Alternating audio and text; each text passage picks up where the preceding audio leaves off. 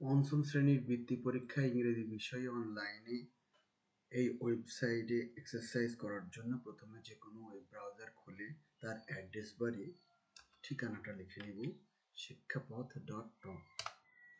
Enter button press করার পরে আমরা হোম পেজে চলে এসেছি। এখান থেকে রেজিস্টার বাটনে ক্লিক করব। করার পরে যে কোনো একটা আমার ইউজার নেম চয়েস করব। মনে করুন আমার ইউজার নেম আব্দুল আজিজ এবং আমার ইমেল আইডি aziz@gmail.com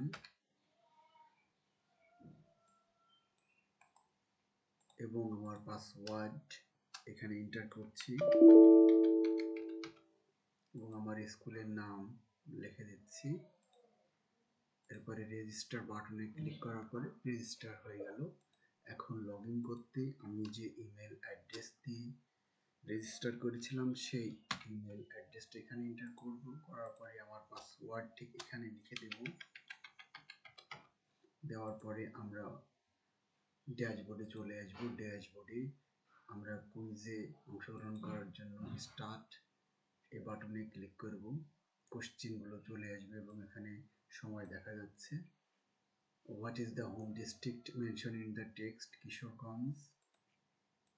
এভাবে আমরা যতগুলো প্রশ্ন আছে, how far is Kishoreganj from Dhaka? 140 kilometres. এভাবে আমরা টেস্ট কমপ্লিট করব।